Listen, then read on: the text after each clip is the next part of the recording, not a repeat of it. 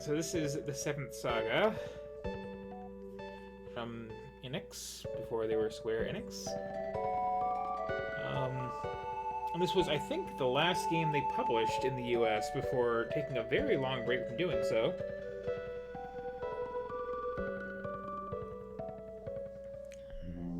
Because people did not appreciate this very bad game.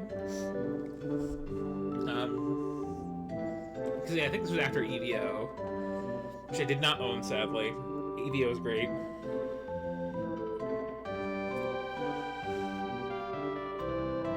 But this is a game that has, like, a cool gimmick that it just doesn't use properly. Nice intro, though. And this is also a game where, for whatever reason, possibly that whole thing of, like, Americans keep renting games, and when you rent your games, like, you might win them on a rental and not buy a copy. We must counter this by making everything unfairly difficult and frustrating to play.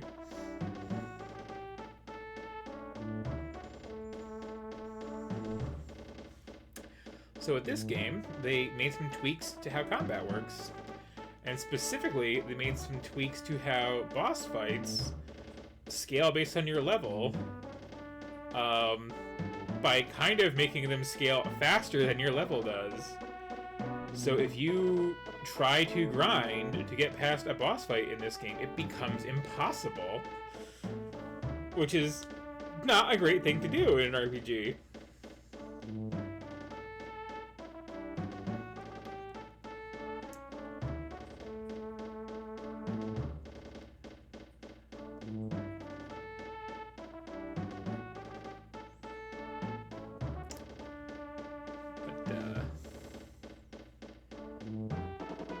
I do like this thing of, like, I guess the king's, like, advisor just finding everybody to give him invitations to the thing.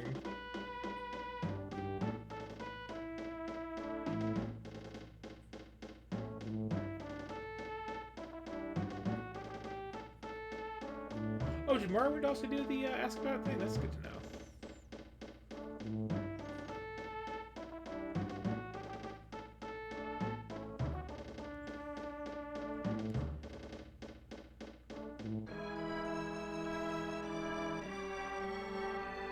We just skipped the dwarves intro, apparently.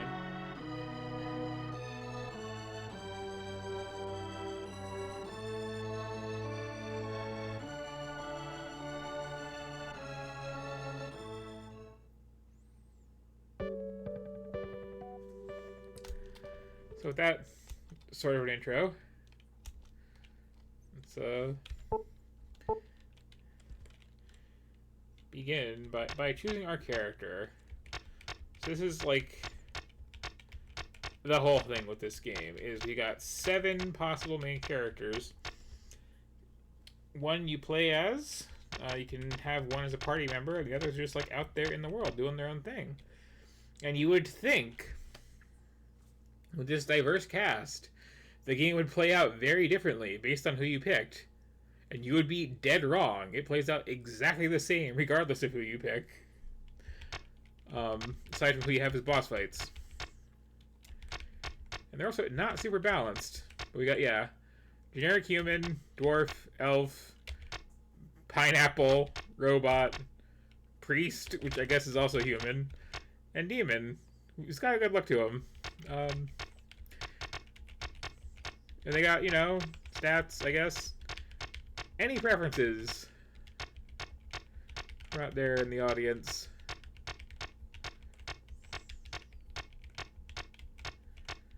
Just shout out a name or race or, you know, whatever. Anyone. Anyone at all.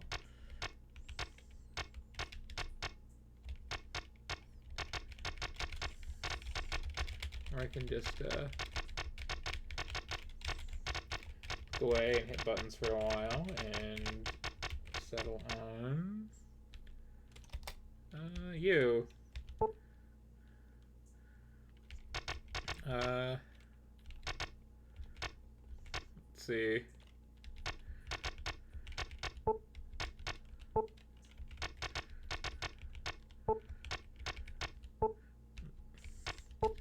Crest for the priest. Okay, sure.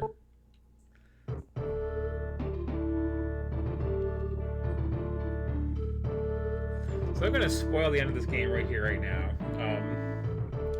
Because you're finding all these things for this king here, and then there's some time travel or shenanigans, and then it turns out you are this king here, and like, if you're playing as the human knight, that makes sense. If you're playing as the priest here, that maybe makes sense. It's completely ridiculous for all the rest of these weirdos, though. Like, that makes no sense at all. Like, this guy's clearly not a robot or a pineapple or an elf girl.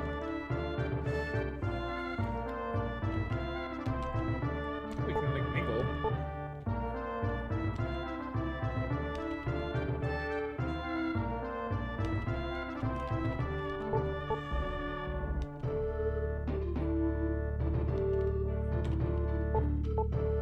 Now that I've, like, locked in my choice, like, here's everybody, like, explaining why they're a good character to pick.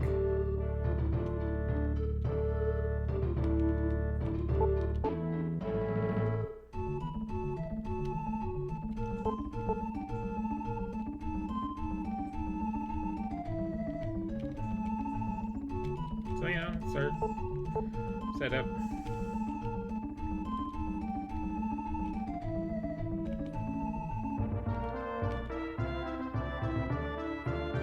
So there are a couple interesting things about this game.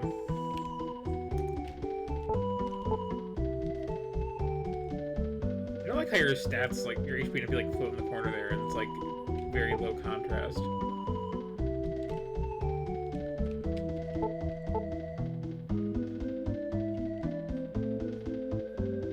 Yeah, this right here is one of the things.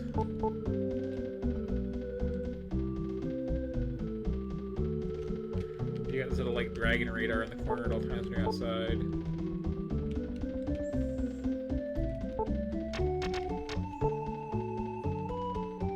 I think that's functional fountain. Can I read these books?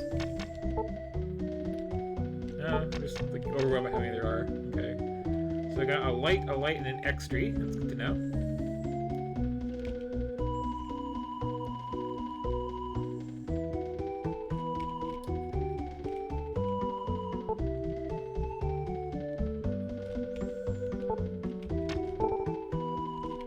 I feel like we're late enough into doing RPGs that it's cruel to make me pick a command to open a treasure chest still. And we got these like 5 character item names, which is a little awkward.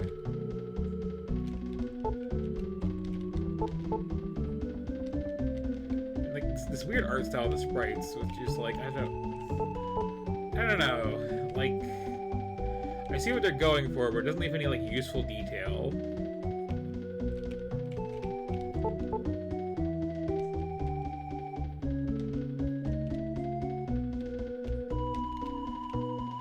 Yeah, other characters are potential party members or boss fights. It's nice to see a shelf in front of you. There's how you RPG, yeah.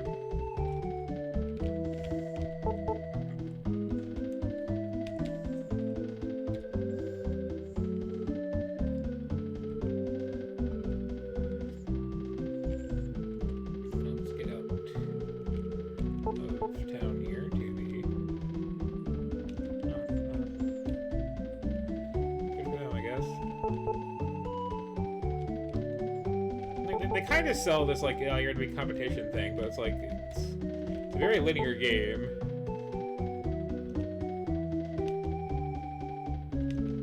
Oh, free samples of Potion 1.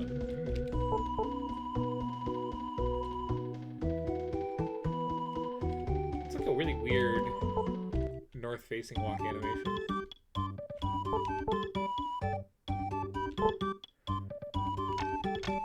I can buy like all of the things. But, like, I can't use all of the things.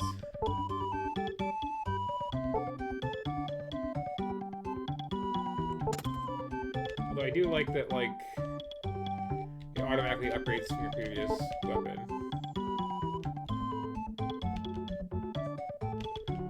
That's the thing, trying to make the defense command useful. Yeah, let's just get out there. And see my crystal ball, and what it shows me. It shows me a bunch of white dots. If I touch those white dots, I get into a fight. And also this happens. Let's try this.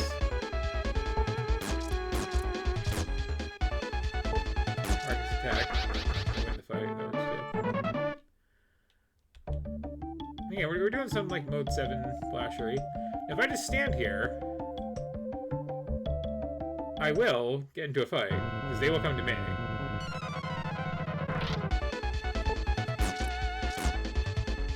Let's try this healing thing.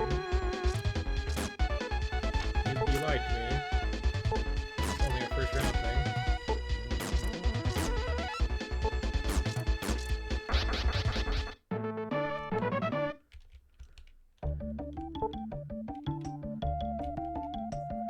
So if I just like book it and try to dodge these. Oh, there's mountains in the way. But you can go like a surprisingly long distance without getting into a fight if you just like juke the monsters first. So this free heal by fighting first thing. That's just not a thing. That might have been in the original version of the game, but they like took it out.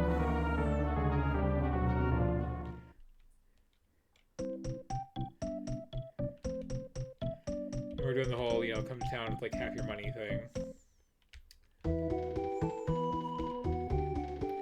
And there's just kind of like bad, hard Dragon Quest with like weird monsters, frankly.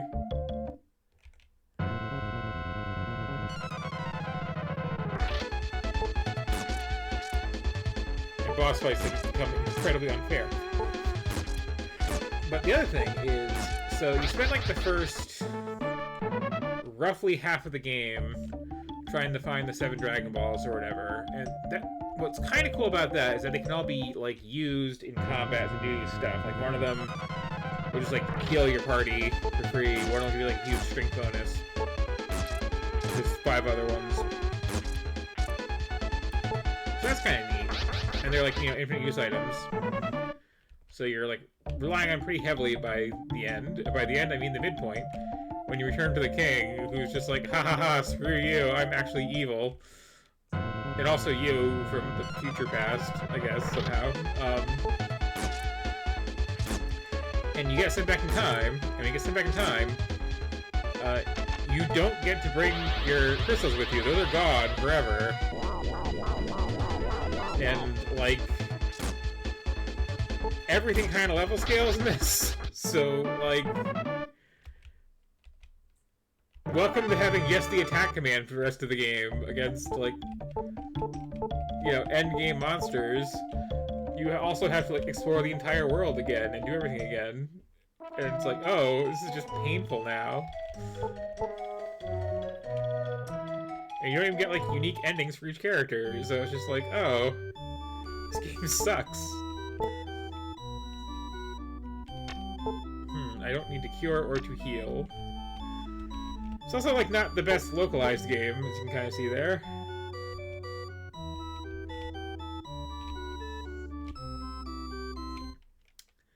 Yeah, I'm not really a fan of the 7th Saga.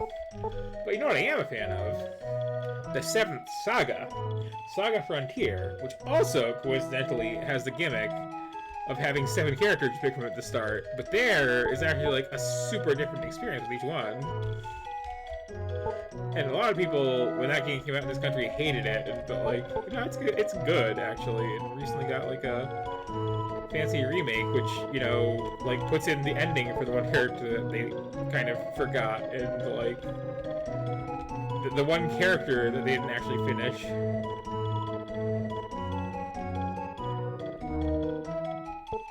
Okay, you're hard selling on this map here. What do I actually do for you again? Open a gate, sure.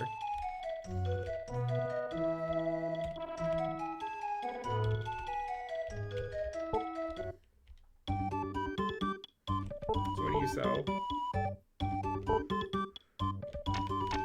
I got my Peter.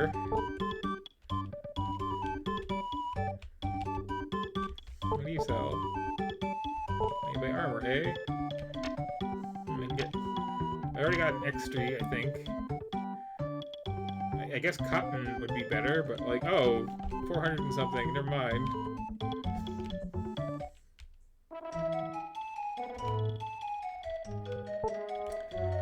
So there's also a thing in this where like you do lose half your money when you fall into combat, but if I recall, you don't lose your various like gemstones that things drop, basically instead of money. But you do have limited inventory space, so you're just like, you know, carrying around rocks just because you're probably gonna die to get to the next town and then sell those to buy stuff.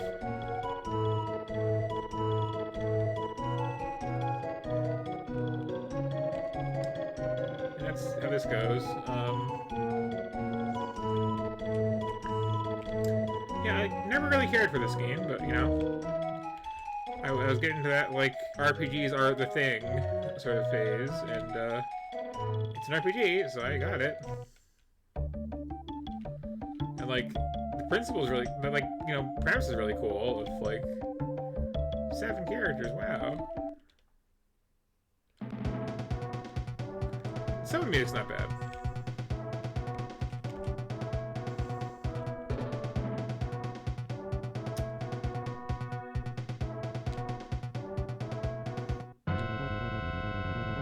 But this whole, like, you can dodge the monsters on the minimap in obscure forms.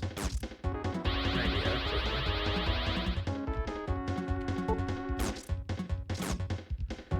It does have, like, a visual style to the monsters.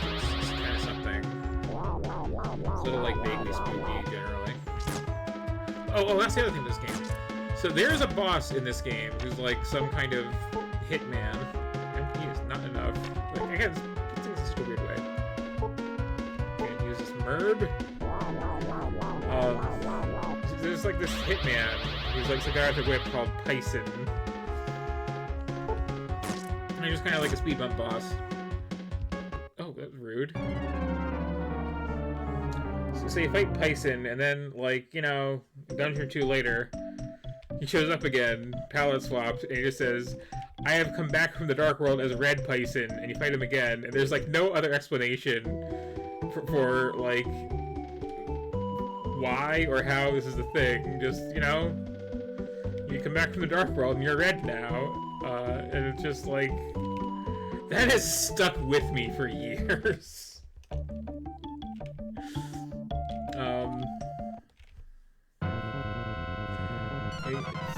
To this day, like, whenever it's possibly appropriate to say, like, I come back from the Dark World as Red Violet. Which, you know, doesn't come very often.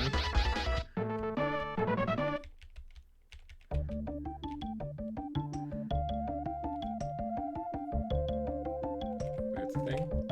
And, like, the monster juking is, you know, kind of an idea? But yeah, it's mostly just like a really, really, like, super swingy, super grindy game. And I think it's, like, objectively a bad idea to take any of the spellcasters, because, like, they, you know, don't have enough MP to, like, be casting spells constantly. You're gonna be physically attacking most of the time, and they're just bad at it. And you can get, like, a partner from one of the other characters to, like, you know, make up for your shortcomings, but guess what? They leave eventually. The whole back half of the game, you are by yourself.